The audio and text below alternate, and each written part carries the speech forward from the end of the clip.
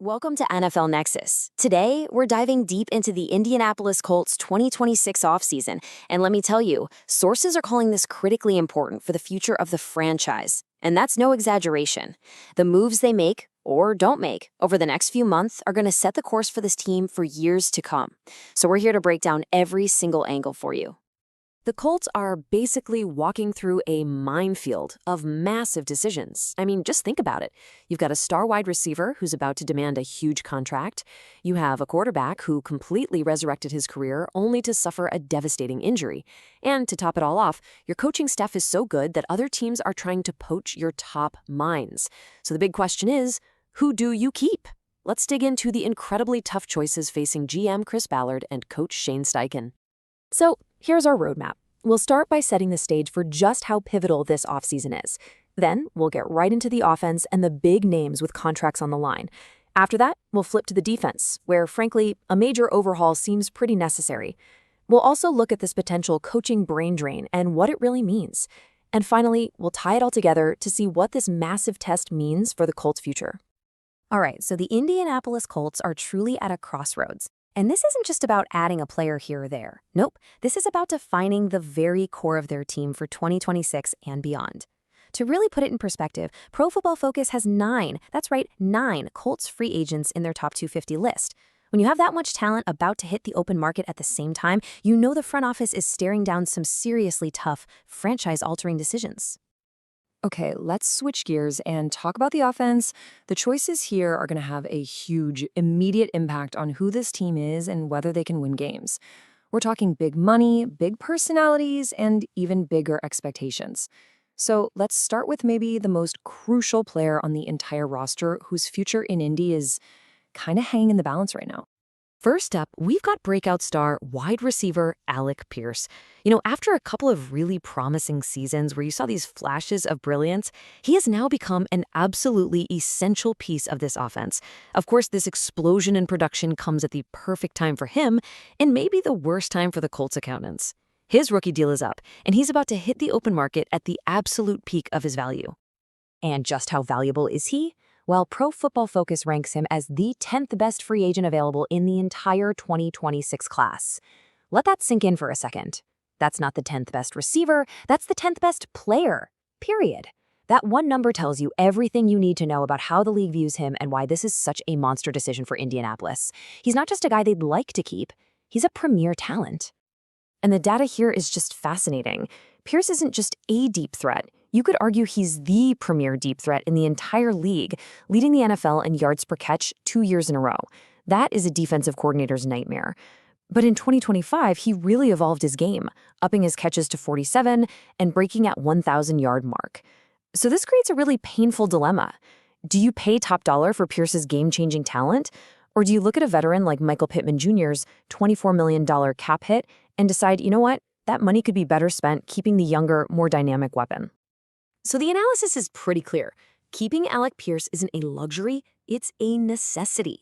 That elite ability to stretch the field is basically irreplaceable. You just don't find guys who can change the entire geometry of a defense like he can. The expectation is that the Colts are going to figure out a way to get this deal done, even if it means making a really tough and maybe unpopular decision somewhere else, like, say, moving on from a respected vet like Pittman. Next up, we've got quarterback Daniel Jones, who had just a truly remarkable comeback season in 2025.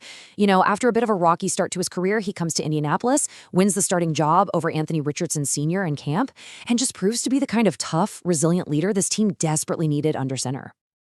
And you better believe his market value reflects that incredible season. Jones comes in as the 42nd ranked free agent available. That ranking is a huge testament to his resilience and the legitimately great year he was having before he got hurt. He basically rebuilt his value from the ground up and is now seen as one of the top QBs on the market. And the numbers totally back it up. Before the injury, Jones wasn't just managing the game, he was actively making the whole offense better. He was on pace for a career year, a career-best 68% completion rate, 24 total touchdowns in just 13 games.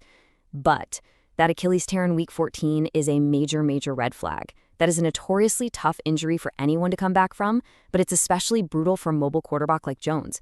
It makes his free agency super complicated, but it's a puzzle the Colts absolutely have to figure out. But here's the thing. Despite that really serious injury, Re-signing Daniel Jones is seen as pretty much a lock.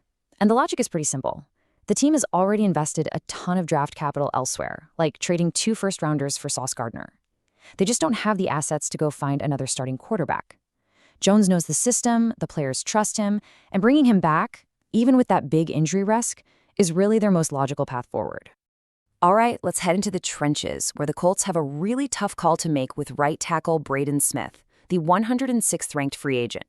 Look, when he's healthy, Smith is an absolute pillar on that offensive line. The problem is, he's missed 26 games in his career, and landing on injured reserve again in 2025 is a huge red flag. The talent is absolutely there, but his availability, or lack thereof, might just force the team to look to the future with a younger, healthier guy like Jalen Travis. And finally for the offense, we have veteran tight end Mo Alie-Cox, ranked 203rd. Now, he's not going to be your flashy, high-volume pass catcher, but his value is in all the dirty work. He is a fantastic blocker, and he's a big, reliable target in the red zone. After 8 seasons with the team, he's a known commodity. With Tyler Warren as the clear TE1, the Colts need a reliable number 2, and bringing back Alie-Cox on a team-friendly deal just makes a ton of sense. Okay, let's flip over to the other side of the ball, because if the offense is about carefully keeping your key guys, the defense is looking like it needs a complete overhaul. The Colts are in desperate need of what the source material calls a hot refresh, especially when it comes to their pass rush, which has been a pretty big weakness for a few seasons now. And wow, this table right here really lays out the problem. It compares the 3 key defensive end free agents, and it's not a pretty picture. Kwity Paye, former first-rounder, has been a disappointment. Samson Ebukam had 1 good year before an Achilles injury, and Tyquan Lewis is a rotational guy. After another rough season from this group, it would not be shocking at all to see all 3 of them walk, forcing a complete and frankly necessary reset at a critical position. But while the defensive line might be getting a total reboot, there's a key factor influencing other decisions on defense, what we're calling the Lou Anarumo connection. The Colts DC has a history with a couple of key free agents from his successful run in Cincinnati, and that familiarity with his system could be the key to stabilizing the rest of the defense with some smart, affordable deals. First up is linebacker Jermaine Pratt, ranked 89th. He was a mid-season pickup who turned out to be a fantastic fit. He stepped right into Anarumo's system, didn't miss a beat, and was a great partner for Zaire Franklin, racking up over 100 tackles in just 12 games. He knows the scheme, he played really well, and he's not going to break the bank. This seems like an absolute no-brainer re-signing for Indy. And you can see the exact same logic with veteran corner Mike Hilton, who's ranked even higher at 58th. Just like Pratt, he knows Anarumo's system from their time together. The Colts brought him in when injuries just destroyed their secondary, but his season got cut short after just 2 games.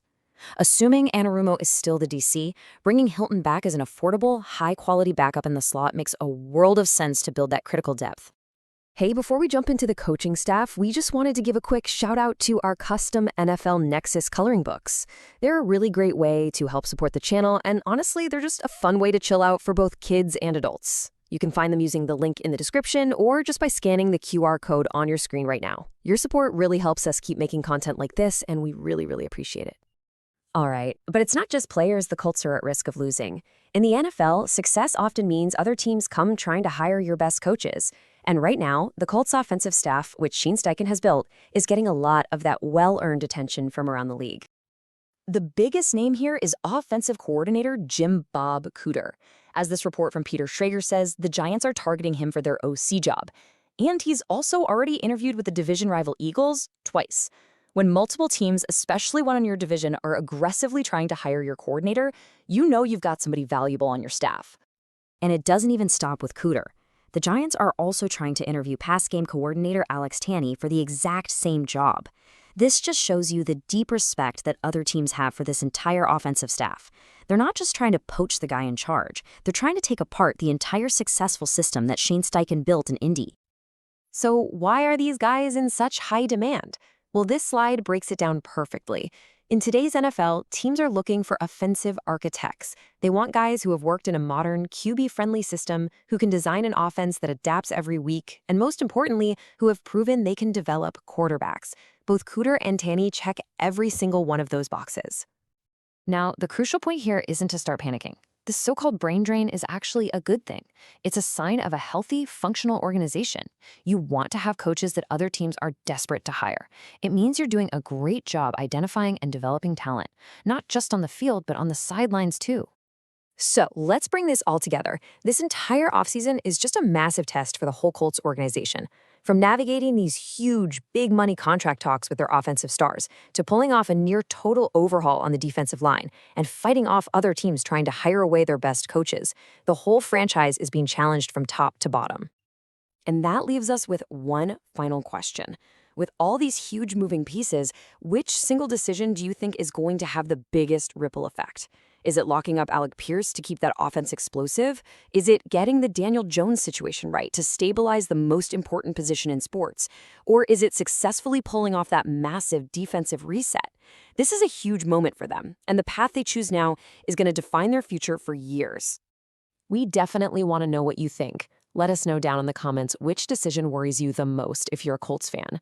If you enjoyed this explainer and learned something, please do us a huge favor and subscribe to NFL Nexus for more deep dives and hit that like button. Oh, and don't forget to check out our coloring books. Thanks for watching.